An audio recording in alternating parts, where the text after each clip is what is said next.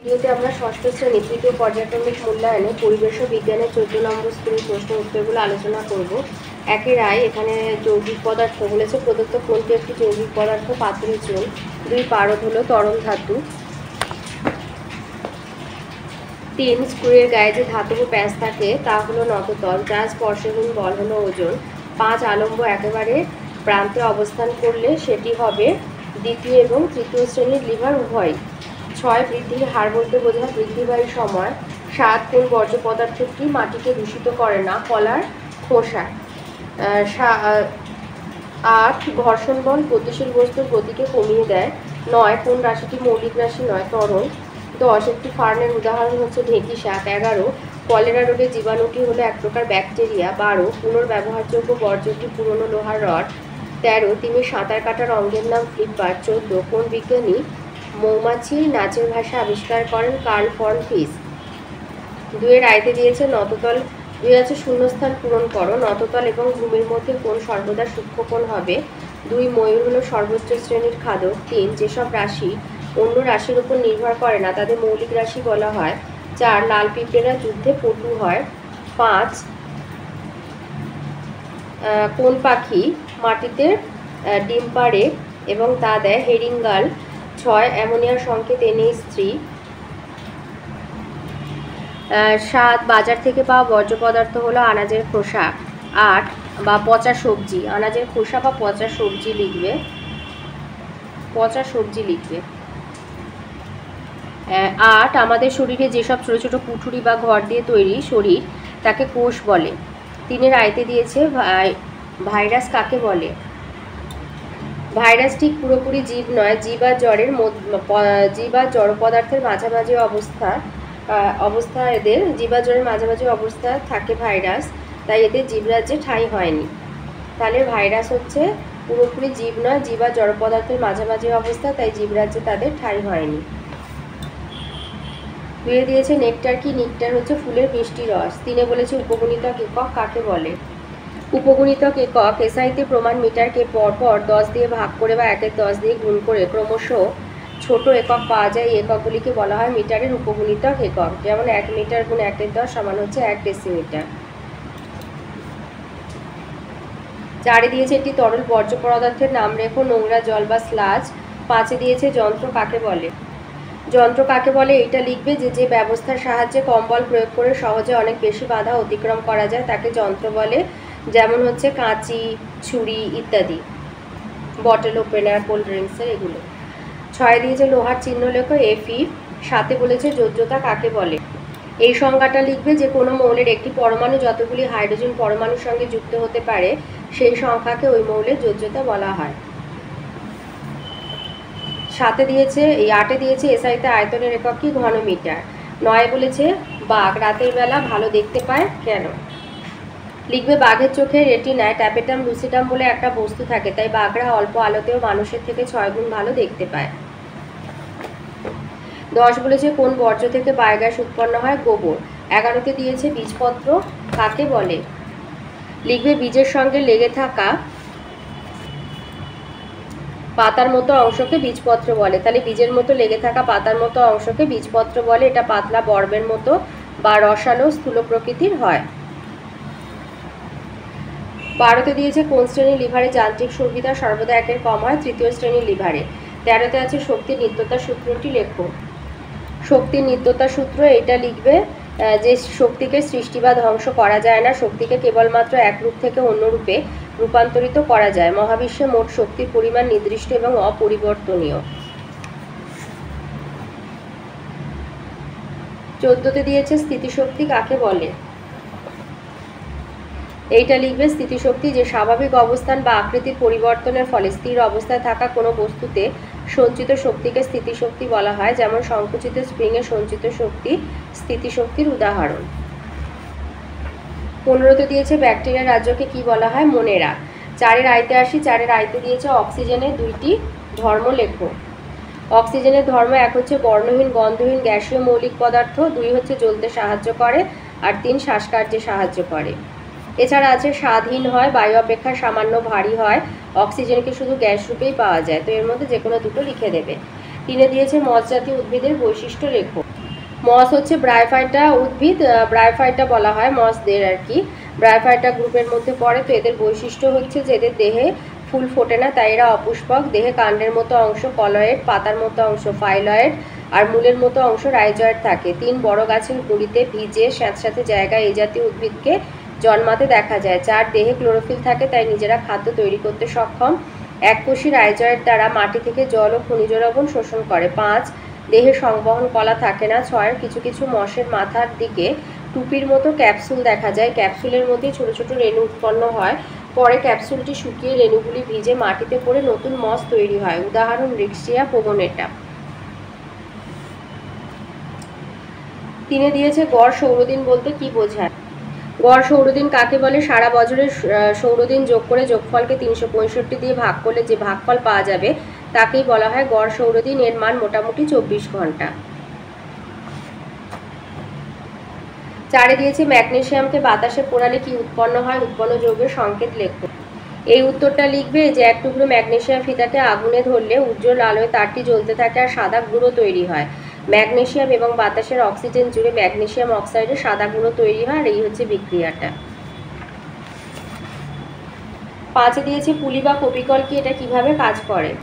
পুলি বা কপিকল কি, এইটা লিখবে যে কপিকল বা পুলি হলো একটি শক্ত কাঠ বা ধাতু নির্মিত চাকা, যার পরিধি বরাবর খাঁজ কাটা অংশে দড়ি পেঁচানো থাকে। এই দড়ির এক প্রান্ত ধরে নিচের দিকে টান দিলে অপর প্রান্তে রাখা বস্তু ওপরে উঠে আসে। আর কিভাবে কাজ করে এইটা লিখবে যে কপিকল যন্ত্রে একটা কম ব্যাসার্ধের চোঙ আকৃতি দণ্ডের ওপর একটি বেশি ব্যাসার্ধের খাঁজ কাটা চোঙ এমনভাবে আবদ্ধ থাকে যাতে বেশি ব্যাসার্ধের চোঙটি কম ব্যাসার্ধের চোঙের ওপর অবাধে ঘুরতে পারে। ঘূর্ণায়মান চোঙের খাঁজ কাটা গর্তে দড়ি লাগানো থাকে। এই দড়ির এক প্রান্ত ধরে টানলে অপর প্রান্তে ঝোলানো ভার ওপরে উঠে আসে। এভাবে কপিকলের সাহায্যে ভারী বস্তুকে নিচ থেকে ওপরে তোলা হয়। 6 দিয়েছি বাবা সি হর্স এবং মা সি হর্সের একটি করে আচরণ লেখো। বাবা সি হর্স ও মা সি হর্সের একটি করে আচরণ। বাবা সি হর্স তার লেজের কাছে থলিতে রাখা ডিমগুলিকে দিনরাত পাহারা দেয় ও ডিম ফুটে বাচ্চা বেরোনোর পরও বাচ্চাগুলিকে থলির মধ্যে রেখে বড় করে তোলে। মা সি হর্সের একটা আচরণ। মা সি হর্স বাবা সি হর্সের লেজের কাছে অবস্থিত থলিতে ডিম তুলে রাখে।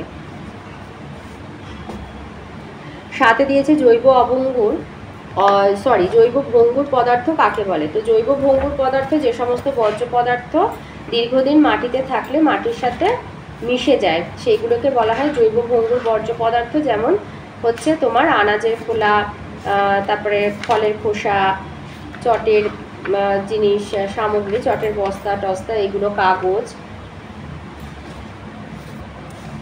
তো লিখবে প্রাকৃতিক পরিবেশে যে সমস্ত জৈব বর্জ্য পদার্থ সহজে ভেঙে গিয়ে মাটিতে মিশে যায় ও পরিবেশে চক্রাকারে আবর্তিত হয় তাদের জৈব ভঙ্গুর বর্জ্য পদার্থ বলে। যেমন শাকসবজি, পরিত্যক্ত অংশ, ছেঁড়া বই খাতা প্রভৃতি। 8 বলেছে খাদ্যস্থিত রাসায়নিক শক্তি কাকে বলে। খাদ্যের রাসায়নিক শক্তি বলতে কি বোঝো? রাসায়নিক পরিবর্তনে অণুর গঠন বদলে যায়। অণুর গঠন বদলানোর সময় কখনো কিছুটা শক্তি মুক্ত হয়, কখনো আবার কিছুটা শক্তি বাইরে থেকে শোষিত হয়। খাদ্য থেকে শক্তি উৎপাদনের সময় খাদ্যের নানা পদার্থের অণুর গঠনে অনেক পরিবর্তন ঘটে এবং কিছুটা শক্তি উৎপন্ন হয়। একেই বলা হয় খাদ্যের রাসায়নিক শক্তি। আবার বহু ক্ষেত্রে খাদ্যে উপস্থিত এই রাসায়নিক শক্তিকে খাদ্যের রাসায়নিক স্থিতিশক্তি বলা হয়। 5 আয়তে আছে খাদ্য পিরামিড কি। খাদ্য পিরামিডের প্রতিটা ধাপকে কি বলে? খাদ্য পিরামিডের প্রতিটা ধাপকে পুষ্টি স্তর বলে। খাদ্য জাল বলতে কি বোঝায়? লিখবে যে কোনো খাদ্য শৃঙ্খলের অন্তর্গত উদ্ভিদ ও প্রাণীদের নিচ থেকে ওপরে ক্রমিক পর্যায়ে অনুভূমিক ধাপে সাজালে যে ছক বা পিরামিড তৈরি হয় তাকেই খাদ্য পিরামিড বলা হয়ে থাকে। খাদ্য পিরামিডের এক একটা ধাপকে পুষ্টি স্তর বা ট্রপিক লেভেল বলা হয়। আর খাদ্য বলেছে জাল বলতে কি বোঝায়? এইটা লিখবে যে একই উদ্ভিদ বা প্রাণী একাধিক খাদ্য সম্পর্কে যুক্ত থাকে, তাই পরস্পরের সঙ্গে সম্পর্কযুক্ত খাদ্য শৃঙ্খলগুলি মিলে যে জালের মতো অংশ গঠন করে তাকেই খাদ্য জাল বলে। 2 দিয়েছে ফোড়ার পদ্ধতি কি আর একটি চিত্রের মাধ্যমে সংক্ষেপে বর্ণনা করো। ফোড়ার পদ্ধতি কি, এইটা লিখবে যে বর্তমানে বর্জ্য পদার্থ নিয়ন্ত্রণের জন্য 4টি ব্যবস্থা গ্রহণ করা হয়েছে, এদেরকে ফোড়ার পদ্ধতি বলে। ফোড়ার বলতে বোঝায় রিডিউস, রিউজ, রিসাইকেল, রিফিউজ। তো কমিয়ে আনা মানে রিডিউস, যে সমস্ত বর্জ্য পদার্থ পরিবেশে জঞ্জাল বাড়ায় সেগুলির ব্যবহার কমিয়ে আনা। প্লাস্টিক ব্যাগ, থার্মোকল, প্লাস্টিক বোতল। 2 হচ্ছে কাজে লাগানো, রিইউজ, পরিত্যক্ত বর্জ্য পদার্থকে আবার কাজে লাগানো হয়, যেমন ধাতব বাসনপত্র, রিচার্জেবল ব্যাটারি, ফল ও তরিতরকারি খোসা ইত্যাদি। ফল ও সবজির খোসা, ডিমের খোল, পচা শাকসবজি প্রভৃতি ব্যবহার করে কম্পোস্ট সার বানানো হয়। 3 হচ্ছে পুনর্ব্যবহার করা, রিসাইকেল, ফেলে দেওয়া বর্জ্য পদার্থ থেকে আবার নতুন জিনিস তৈরি করা, প্লাস্টিক খেলনা, লোহার তৈরি বর্জ্য, কাঁচ, কাগজ, অ্যালুমিনিয়াম, স্টিল, চটের বস্তা। 4 হচ্ছে প্রত্যাখ্যান, রিফিউজ, পরিবেশকে সুস্থ আর রোগমুক্ত রাখতে কিছু কিছু জিনিস আমাদের কখনোই ব্যবহার করা উচিত নয়, প্লাস্টিক ব্যাগ, প্লাস্টিকের প্যাকেট, প্লাস্টিকের তৈরি বোতল, থার্মোকল প্রভৃতি। 3 দিয়েছে আর্থ্রোপোডা পর্বে প্রাণীদের বৈশিষ্ট্য লেখো আর একটা উদাহরণ দাও। আর্থ্রোপোডা মানে সন্ধিপদী। এই যে বৈশিষ্ট্য, 1 হচ্ছে দেহ সাধারণত 3টে অংশে বিভক্ত, মস্তক, বক্ষ আর উদর। 2 দেহে উপস্থিত শুঁড় ও পাগুলি খণ্ডে খণ্ডে বিভক্ত থাকে। 3 প্রতিটি দেহখণ্ডকে সাধারণত একজোড়া করে সন্ধি লুপাঙ্গ থাকে, যুক্ত পদের জন্য এদের সন্ধিপদী বলে। 4 দেহ কাইটিন নির্মিত, শক্ত, বহিঃকঙ্কাল বা খোলক দ্বারা আবৃত আর পুঞ্জাক্ষী বর্তমান। উদাহরণ আরশোলা, মাছি। 4 আছে দ্বিতীয় শ্রেণী লিভারের চিত্র অঙ্কন করে অংশগুলি চিহ্নিত করো আর ঘূর্ণন অক্ষ কাকে বলা হয়। এই ছবিটা এঁকে দেবে আর যেখানে যা লেখা আছে সেইভাবে লিখে দেবে। আর বলেছে ঘূর্ণন অক্ষ কাকে বলে। এইখান থেকে লিখবে যে চক্র এবং অক্ষদণ্ড উভয় তাদের সাধারণ কেন্দ্রগামী একটি স্থির অক্ষকে কেন্দ্র করে অবাধে ঘুরতে পারে, এই অক্ষকে ঘূর্ণন অক্ষ বলে। 5 দিয়েছে মশার জীবনচক্র বর্ণনা করা। চাষি পিঁপড়েদের প্রিয় খাবার কি? চাষি পিঁপড়েদের প্রিয় খাবার হচ্ছে ছত্রাক। আর মশার জীবনচক্র বর্ণনা করো, এটা লিখবে। মশার জীবনচক্রে 4টে দশা দেখা যায়, ডিম, লার্ভা বা শুক্কিট, পিউপা বা মুক্কিট, পূর্ণাঙ্গ মশা। ডিম, পূর্ণাঙ্গ স্ত্রী মশার স্রোত নেই এমন বদ্ধ জলে ডিম পাড়ে। ডিমগুলি এককভাবে অ্যানোফিলিসের ক্ষেত্রে বা দলবদ্ধভাবে কিউলেক্সের ক্ষেত্রে জলে ভেসে থাকে। 2 হচ্ছে লার্ভা বা শুক্কিট। 2-5 দিনের মধ্যে ডিম ফুটে লার্ভা বা শুক্কিট নির্গত হয়। এদের দেহ মস্তক, বক্ষ আর উদরে বিভক্ত থাকে এবং সাইফন বা নলের মতো একটা অংশের সাহায্যে বায়বীয় পরিবেশের সঙ্গে গ্যাসীয় পদার্থের আদান প্রদান ঘটায়। লার্ভারা কিলবিল করে আর জলের খাবার খেয়ে বড় হয়ে ওঠে। 3 হচ্ছে পিউপা বা মুক্কিট। পরিণত লার্ভা পিউপায় পরিবর্তিত হয়। পিউপা কমা আকৃতির দেখতে হয় এবং পিউপেরিয়াম পর্দা দ্বারা আবৃত থাকে। পিউপারা কিছু খায় না। পূর্ণাঙ্গ মশা, কিছুদিন পরে পিউপারা খোলস ত্যাগ করে পুরোপুরি একটা মশা হয়ে উড়ে যায়। 6 নম্বর প্রশ্ন বলেছে জলকে যৌগিক পদার্থ বলা হয় কেন, এটি পরীক্ষার সাহায্যে বুঝিয়ে দাও। তো লিখবে জল হচ্ছে হাইড্রোজেন এবং অক্সিজেন দ্বারা তৈরি বলে তাই জলকে যৌগিক পদার্থ বলা হয়। আর একটি পরীক্ষার সাহায্যে বুঝিয়ে দাও।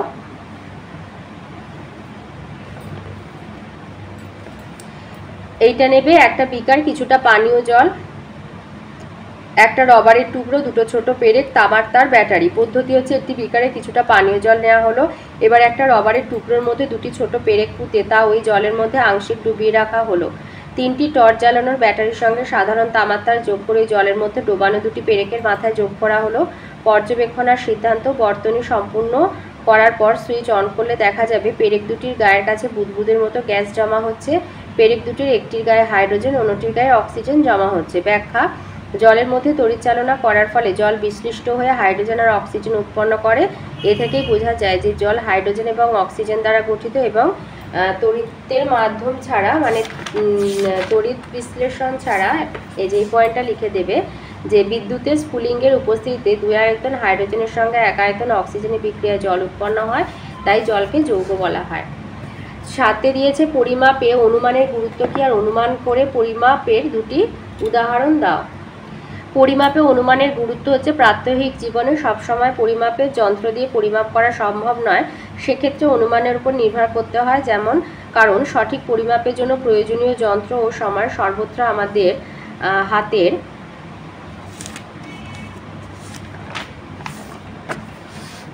কাছে থাকে না। দ্রুত সিদ্ধান্ত নেওয়ার জন্য তাই আমাদের আনুমানিক পরিমাপ করতে হয়। যেমন হচ্ছে স্কুলে বা অফিস যাওয়ার জন্য দেরি হয়ে গেলে আমরা তাড়াতাড়ি হাঁটি বা গাড়ি চালাই। এক্ষেত্রে কতটা জোরে হাঁটলে বা গাড়ি চালালে সঠিক সময় পৌঁছানো যাবে তা আমরা অনুমান করি।